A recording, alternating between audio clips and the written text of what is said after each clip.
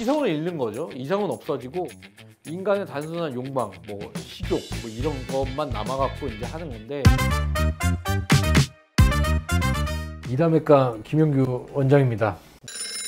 오늘은 코로나가 이제 전 세계적으로 유행을 했잖아요. 공포를 주는 이런 걸 다룬 영화, 게임 여러 가지 작품들이 있습니다. 요거에 대해서 이제 의사 시점으로 어떻게 좀 바라보는지 뭐 요거에 대해서 얘기를 해보고 싶어서 오늘은 요걸 좀 가져왔습니다. 주제를.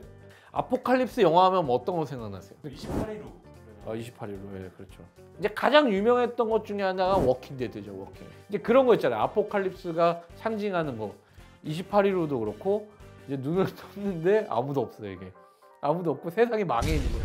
망해 있는 거죠. 그냥 망해 있는데 꼭 이제 그 두 작품은 병원에서 깨거든요. 왜냐하면은 병원에 있느라 내가 안 걸린 거죠. 이게.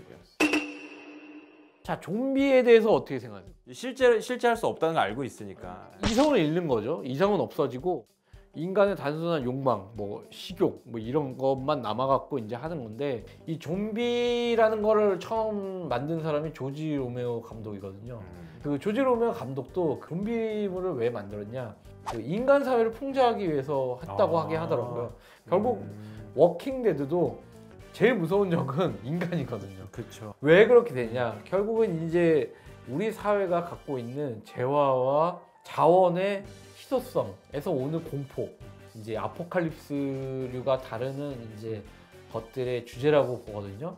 역사적으로 다 있었죠. 사실 우리 제 3대 바이러스가 있었어요. 3대 바이러스. 그렇죠. 네. 인플루엔자랑 네. 그리고 이제 스몰폭스 천연두라는 거 있었고, 네. 그리고 페스트. 네. 알베르 까미 페스트. 네. 이제 페스트가 사실은 코로나 때랑 어떻게 보면 좀 축소판이죠. 일단 전염이 좀 잘 빠르고, 네.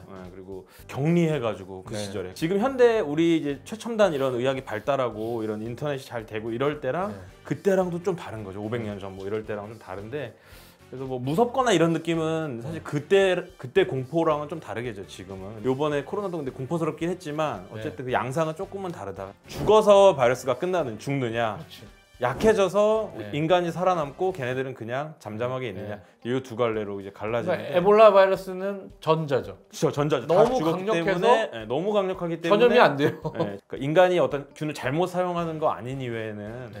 이런 코로나나 이런 바이러스를 우리가 네. 큰 타격을 앞으로 입기는 좀 쉽지는 않다. 그러면 네. 일단은 딱 첫 번째 이거 받고 시작하죠. 아포칼립스가 없다. 네, 바이러스로 없다. 그렇게까지 안 죽는다. 사실 코로나를 작살낸 회사가 몇 개 있잖아요.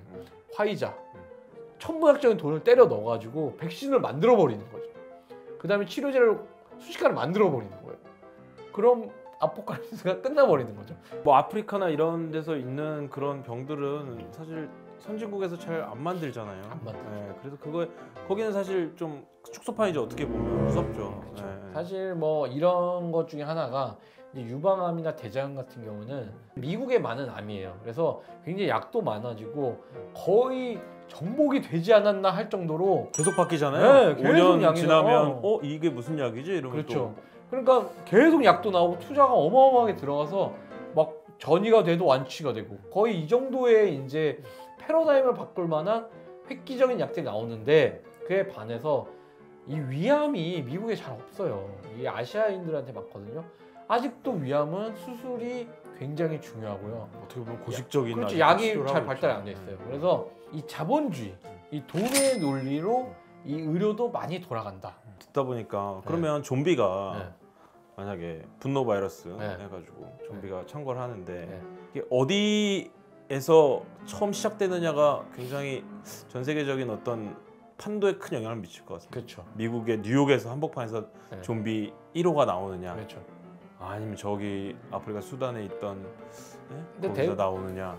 근데 대부분 이거죠. 연구실에서 나오는 거면 미국이고 미국이죠. 동물을 하면은 저기 그 아프리카나 아니면 수마트라 이런데. 그러니까 예전에 피터 잭슨 감독이라고 그 반지의 제왕을 만든 감독이 사실 컬트 영화 감독이었거든요. 그 사람 작품 중에 데드 얼라이브라고 있어요.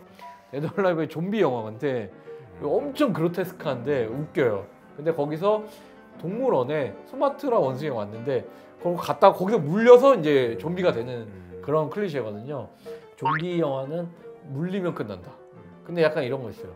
물렸는데 바로 잽싸게 팔을 잘라. 그러면 안 걸리는 그런 영화도 있어요. 근데 사실 이게 의학적으로 맞거든요. 만약에 바이러스가 혈관을 타고 가면은 빨리 이게 잘라버리면은 할 수 있는데. 그쵸. 그래서 이제 그 현실적으로는 아포칼립스가 어렵다. 의학적인 관점에서 말씀을 드렸고요. 좀 이런 그러나 이게 왜 재밌는지는 이유가 있잖아요. 사람들의 그런 다 본능. 예, 이제 혼자 남아있을 때 어떡하지? 근데 그런 거에 대해서 좀 이제 얘기를 나누는 것도 좋을 것 같아서 뭐 작품 얘기를 해주시면 저희가 조합을 해서 한번 얘기를 하는 시간 갖도록 하겠습니다. 그럼 오늘 일단 오늘 시간은 여기까지 하겠습니다. 네, 감사합니다.